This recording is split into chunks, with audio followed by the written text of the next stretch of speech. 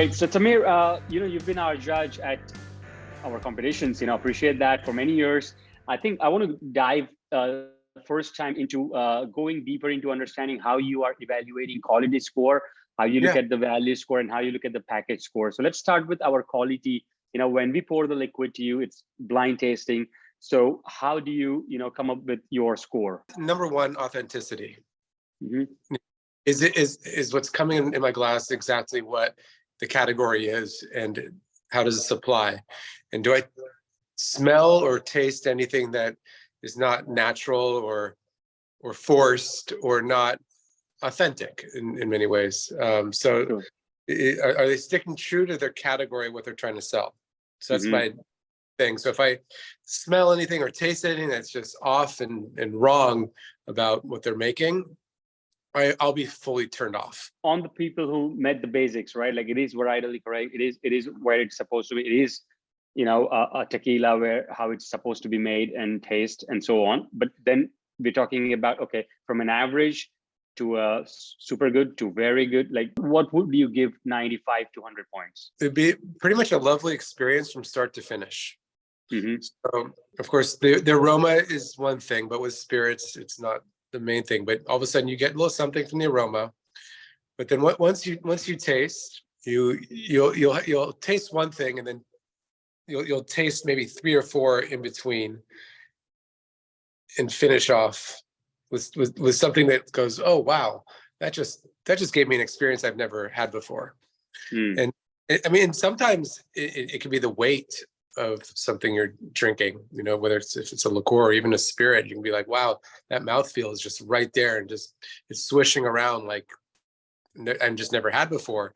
And it could start off maybe a little sweet, and all of a sudden like, whoa, how did that get spicy or herbal? Where did that come from?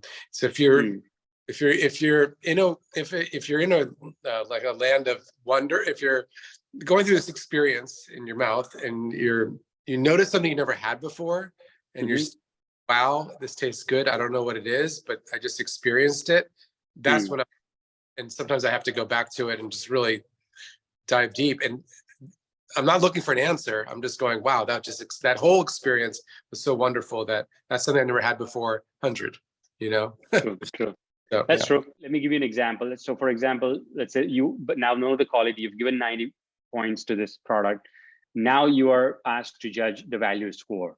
And you're looking at the value, now that it's $25 retail, to the consumer. So next, how are you coming with the value evaluation? So if it's a $25 gin and I'm hitting 90 or more, I'll be like, oh wow, that's a good price. I would give it 95. So I definitely would tweak it a little bit, but it wouldn't be as quite as much, I mean, you would not, once it hits the quality ratio, you're not going to really hammer them on the value, because obviously they're making a quality product, so you're expecting the price not as a main yes and no in your buying.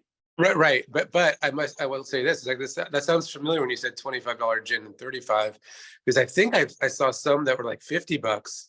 And if you're talking about a $50, I forget if it was retail. I think you do retail costs. Retail, yeah. Yeah. And that's so high that it better be 95. So I would penalize for that. Like if I tasted 90 and I saw $50 gin, 87. Value. Understood.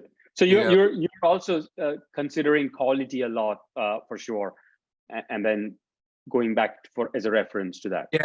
Yeah, absolutely makes sense. What about package? What is a good package to you? Define a great package. If it's for something for a back bar, meaning the bartenders don't pick up real quickly or anything like that, being practical, being able to open up the bottle easily, how it fits, like how extreme the label is. My biggest thing is avoiding it being tacky. Oh, I can kind of tell when they just slap something on. What about like full colors? Like if it's a blue label or a yellow label, or is that good or bad? Because we as a brand owner, you may think that, okay, my brand is going to come out and pay attention to the consumer. But do you think it's adding value to you? It depends. It depends on what they're going for. So like if they're marketing a cheaper vodka and it tastes pretty damn good and they can do it for cheap and they want their vodka to stay on the shelf and that's their game. And let's say their name is I'm trying to think of some blue and yellow, but something like really cheesy, then that's their brand and they're consistent with their brand. So like a lot of times the name, the name plays a big role of what their brand is and in the category, of course, like if it's a flavor vodka, maybe instead of a straight vodka, but like the name, what they're putting in the bottle, whether it's good quality or not, plays a big role in the packaging. So like Dolphin vodka name, blue label can match, right? Because it's ocean water or whatever, but you can't just throw in purple or something, it will confuse. It has to make sense. I mean, just like the authentic, I can see authenticity in packaging really easy too. Like, I just want a liquor company or a liquor brand, and then somebody else makes this like, oh, that's good. Here, take the money, go. And it doesn't matter what's on there. You can see the authenticity and like whether the heart's in there or not, real quickly. On the trends, Tamir, just one question I have, which is in U.S. market, what three categories you see moving up and what three you see moving down? Yeah, well, I mean, first one even here, it's tequila. It's still tequila. I don't know how long that's been now, but that people are definitely drinking that. Are you seeing bourbon as the second trend up, or they're flat these days? And people, it's still strong. I mean, it's number two, right? Like it's what we pour, but people don't ask what are your bourbon cocktails like they used to. What about RTD and non-alcoholic? So non-alcoholic. That's right. We do taste some of those NAs. Yes, that's huge. No, that's not fun. People have started asking you, like, have you got non-alcoholic drinks and all that? Yeah, we have a mixed list. It's very important. How's the profit there? Do you make more money on non-alcoholic drinks? Over the past year, I've been crunching, making sure all these ingredients are in the right categories. So on a product mix, it shows, and that's difficult because a lot of the same mixers we use for non-alcoholic, we use for alcohol. So I have to like designate the certain amount. So it's really hard to break down. Let me go in a different route because I think you can make more money because non-alcoholic, you can force someone to have 4 drinks if they're having a great time, but alcoholic, because of the limits, ultimately they're going to have 2, sort of things. Do you see that? Do you see if someone had money as a no problem, like, do you think they would have 4 or 5? No. 2 is the limit, like they're filled. No, because money no problem means I'm going to buy that shot for $200. But as for I'm only thinking profit margin. So my COGS for NA can get down to 12%.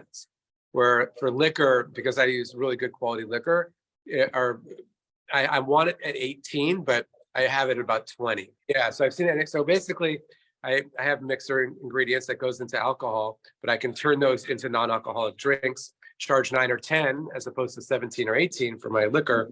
And all of a sudden now I'm making more of a profit margin. But drink more, kind of, yes. But it's really just more like bring more volume. It's bring more non-alcoholic drinkers, it's bring more kids in, bring more people who are driving. That's true. You can service kids now. I mean, 16-year-olds, 14-year-olds can drink. Yeah. So we do a lot of NA business here, but I don't buy pre-packaged products. So that's when it gets a little tricky for me. I understood. You use it for cocktails mainly. No, we have a whole list of NA drinks. We have anywhere from 9 on the menu, non-alcoholic drinks, but we make them from scratch.